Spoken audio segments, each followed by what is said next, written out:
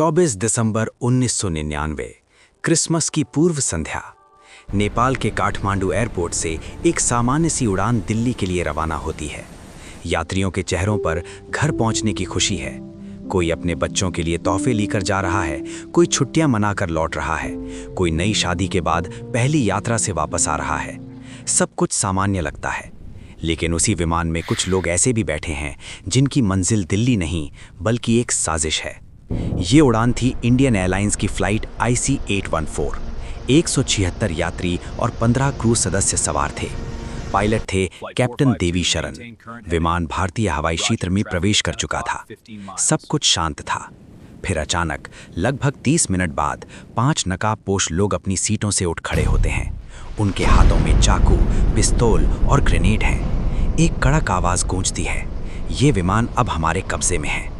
कुछ ही सेकंड में हंसी खुशी का माहौल दहशत में बदल जाता है।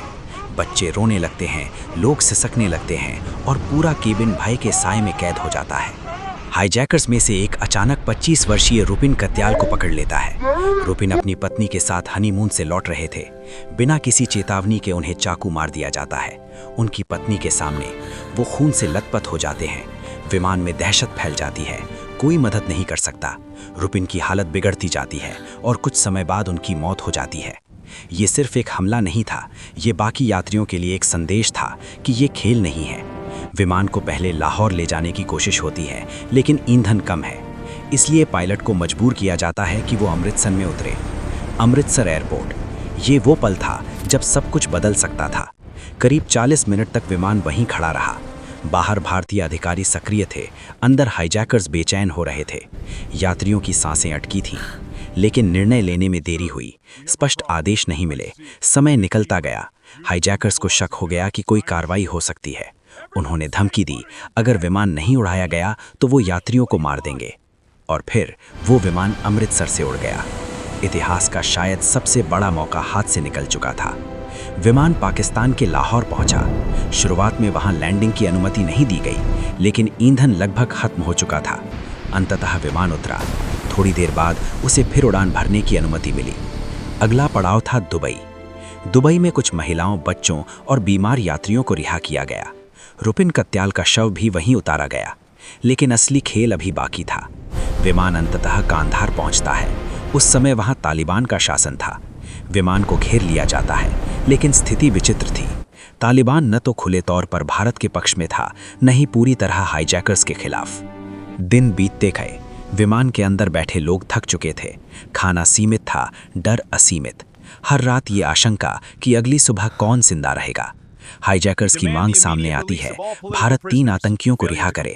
उनके नाम थे मौलाना मसूद अजहर, अहमद उमर सईद शेख और मुश्ताक अहमद जरकर। ये तीनों भारत की जेलों में बंद थे। दिल्ली में बैठकों का दौर शुरू होता है। उस समय प्रधानमंत्री थे अटल बिहारी वाजपेयी। हर विकल्प पर चर्चा होती है। क्या सैन्य कार्रवाई की जाए, क्या बातचीत की जाए। इधर कांधार में हर मिनट भारी पड़ रहा था। बंधकों के परिवार भारत में प्रदर्शन कर रहे थे। वे सिर्फ एक चीज चाहते थे, अपने प्रियजनों की सुरक्षित वापसी। दिन गुजरते गए, तनाव बढ़ता गया। आखिरकार निर्णय लिया गया, बंधकों की जान बचाने के लिए तीनों आतंकियों को रिहा किया जाएगा। भारत सरकार ने उन तीनों को अफगानिस्तान ले जाकर छोड़ने का फैसला लिया। विदेश मंत्री जसवंत सिंह स्वयं कांधार पहुंचे। तीनों आतंकियों को सौंप दिया गया। 1 जनवरी 2000 बंधकों को रिहा कर दिया गया। विमान और यात्री भारत लौट आए। लेकिन कहानी यहीं खत्म नहीं हुई। रिहा किया गया मसूद अजहर बाद में जैश-ए-मोहम्मद नामक संगठन का संस्थापक बना। आगे चलकर उसी संगठन पर कई बड़े हमलों के आरोप लगे, जिनमें 2001 का संसद हमला भी शामिल था। अहमद उमर सईद शेख का नाम बाद में अमेरिकी पत्रकार डैनियल पर्ल की हत्या से जुड़ा। इतिहास ने सवाल छोड़ा, क्या उस दिन लिया गया निर्णय मजबूरी था या आने वाले खतरों की शुरुआत? IC-814 की वो उड़ान सिर्फ 7 दिनों की कैद नहीं थी, वो ऐसा मोड़ थी जिसने भारत की सुरक्षा नीति, आतंकवाद से निपटने की रणनीति और राजनीतिक सोच सब कुछ बदल दिया।